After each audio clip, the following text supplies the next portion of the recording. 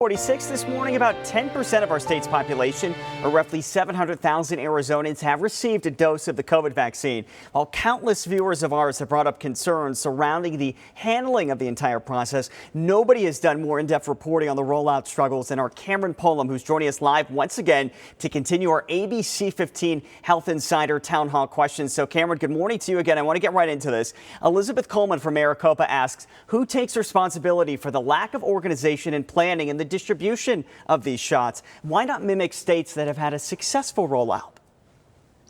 Well, Elizabeth, this answer isn't easy. There's not a one-size-fits-all method here. We've seen different states do different things. They've all had problems. This is a massive undertaking we've never had to do. Literally, we're trying to vaccinate our entire nation in a 6-month period. We're trying to ramp up supply while we do it. We try to plan how we do it. But we know that in the beginning, we did have some issues. So obviously, this rollout began during holidays. We have to remember that this began December 17th, right before the Christmas holiday, and then right before the New Year's holiday. So it was a bit slow at first. We obviously were very focused on getting healthcare workers only during the beginning of that rollout, but we quickly opened it up to a lot more people and also opened up these massive sites like State Farm Stadium that have rolled out many, many more shots than what we were seeing at first. In fact, at this point, we're actually one of the fastest states to be rolling out our vaccines. 700,000 doses is a lot of doses,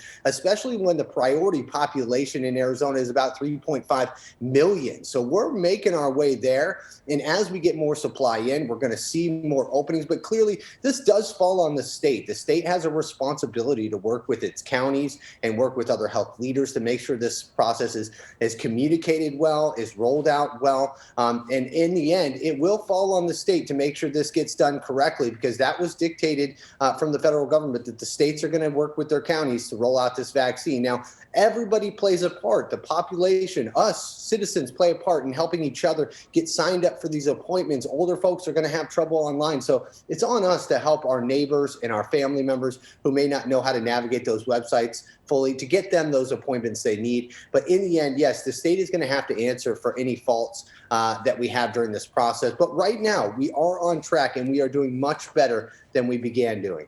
Okay, that's a good point, too, Cameron. Each of us plays a role. I want to get to another question from Bruce and Annie Anderson. They say, we have appointments scheduled for the Phoenix Municipal Stadium. We're confused about the age requirements, though. We are 71 years old. Part of the DHS website says it's only 75 and over in Maricopa County, but another part of the website says 65 to 74 is okay at the state-run sites. So are we okay for our appointment, and are they taking 65 to 74 years old at these two state-run sites? Can you kind of clear it up for us?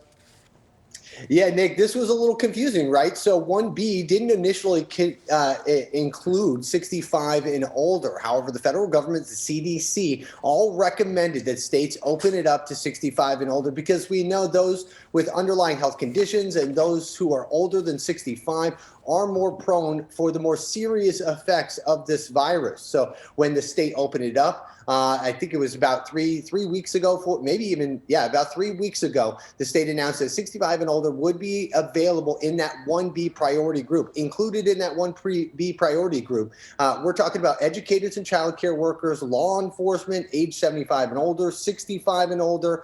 Those are the folks that we're really focusing on in this priority group. And yes, you are included in that. You can go to State Farm Stadium. You can go to Phoenix Municipal. In fact, you can also enroll in Maricopa County if you're 65 and older, if you can get an appointment. Obviously, they're very limited in Maricopa County. I would suggest jumping on the website at 9 a.m. and trying to snag one of those new appointments at Phoenix Municipal Stadium.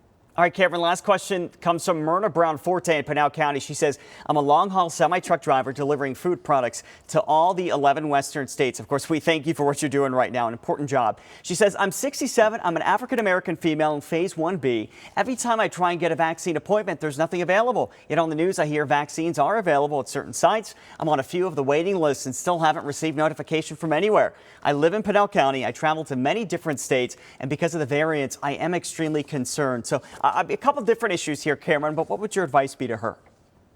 Well, I was lucky enough to speak to Myrna yesterday. She's an amazing lady who's waiting to see her great granddaughter for the first time, who was just born. She wants to get that vaccine, not only to protect herself in her job in delivering food to our communities, but also to get to see that family member that she's yet to meet in person. What I can tell you is Pinal County, like many of the smaller counties, are limited in doses. They are getting smaller allocations because it's based on a per capita basis. Obviously, it's tough when you live in these smaller counties and you see larger counties like Maricopa County or Pima or these state-run sites just delivering vaccine after vaccine. Now, the one great thing Myrna did is that she actually put herself on a waiting list. And yesterday I revealed that Pinal County is considering trying to get the state to open up a regional site in their area that would serve more, not only Pinal County, but serve the other eastern part of the state, the counties, Graham County, those counties, Gila County in that area as well. But what Myrna did is she got herself on a waiting list in Pinal County, several waiting lists, like she said, for different locations. And guess what? Yesterday, after our story aired, or just before our story aired, she got a call. She got contacted via email from one of those waiting lists, and now she has an appointment. So it just shows you that you need to get yourself on those waiting lists when they're available, because they do work. She was on them for about a week, and she got contacted yesterday for an appointment. So they do work, and it is available. You just have to keep trying, and you have to make sure that you're giving yourself every opportunity to get those appointments. Again, I update this all the time on @cpolam on Twitter. This is my Twitter account. I even answer questions from viewers on there. I don't have all the answers, but I promise you I will continue to try to get as many as I can. Yeah, and you are prolific on social media, Cameron, trying to share the latest information with us. Cameron, I want to thank you so much for taking action for us in this ABC 15 Health Insider Town Hall event. You're just such a wealth of information, and we've really enjoyed your insight this morning, Cameron. Thank you.